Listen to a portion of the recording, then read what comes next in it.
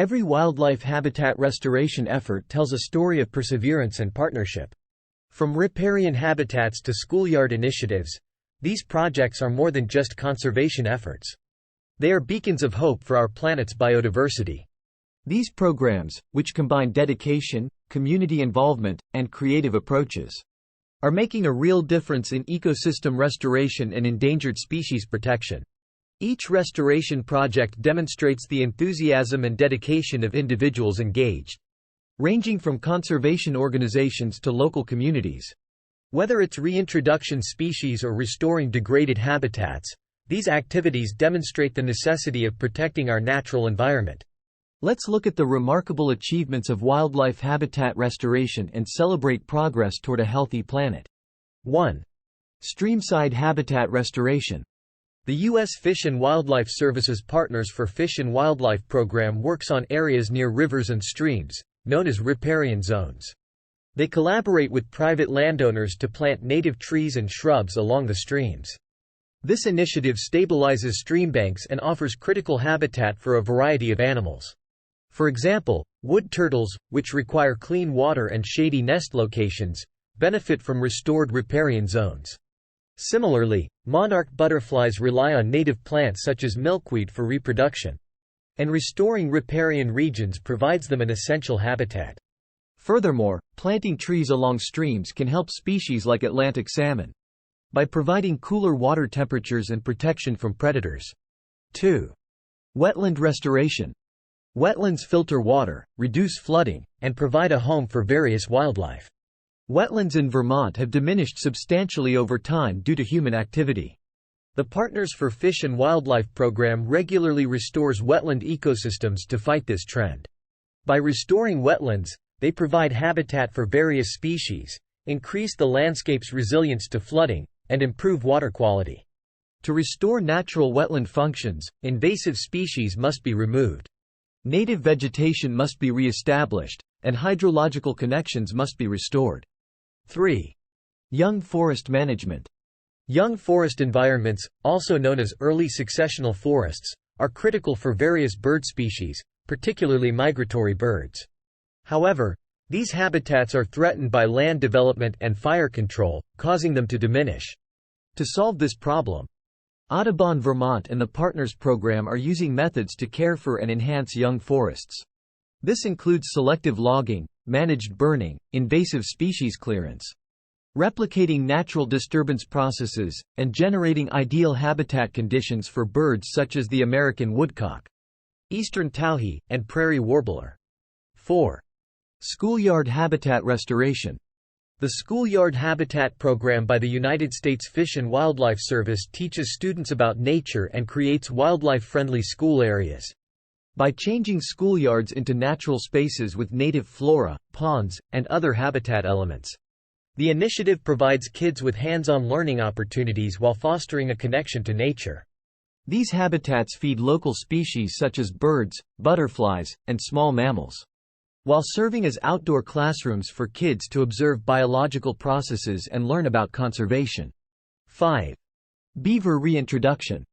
Beavers, sometimes known as ecosystem engineers, play an essential role in changing aquatic ecosystems by producing dams and wetlands. Beavers were previously plentiful in the United Kingdom, but hunting and habitat degradation drove them nearly extinct.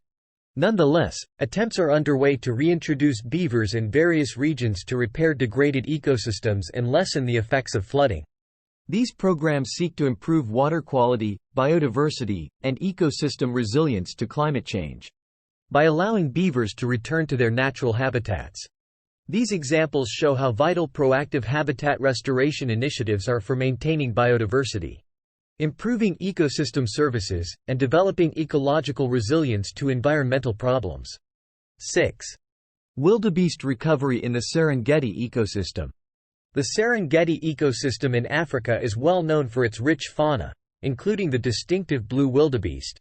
In spite of this, the wildebeest population has fallen due to habitat degradation, disease, and human-wildlife conflict. Conservation efforts are ongoing to address these difficulties and sustainably restore the wildebeest population. Conservation organizations work to preserve the long-term survival of wildebeest and other animal species in the Serengeti ecosystem. By managing diseases, keeping essential habitats, and applying sustainable land management methods. 7. Wolf reintroduction in Yellowstone National Park. Gray wolves were previously common throughout North America but were eradicated in many regions due to poaching and habitat loss. Wolves were reintroduced to Yellowstone National Park in the mid-1990s to help restore ecological balance and biodiversity. The presence of wolves has had a domino effect on the park's ecosystem, causing changes in the behavior of prey species such as elk and improving vegetation dynamics. Conservationists have reintroduced wolves into the park, restoring a keystone species and revitalizing natural processes, resulting in a more resilient and diverse environment. 8. Coral reef restoration in the Florida Keys. Coral reefs are among the planet's most biodiverse ecosystems, providing habitat for a wide range of marine organisms, while also supporting coastal populations through tourism and fishing. However, coral reefs are under unprecedented pressure from climate change, pollution, and overfishing. To address coral reef deterioration, groups such as the Coral Restoration Foundation are actively working to restore damaged reefs in the Florida Keys. These restoration projects include techniques such as coral nurseries, outplanting, and habitat modification to re-establish coral populations and improve the health of coral reef ecosystems. 9. Grassland restoration in the Great Plains. Grasslands are crucial ecosystems that support a diverse range of plant and animal species, many of which are threatened or endangered.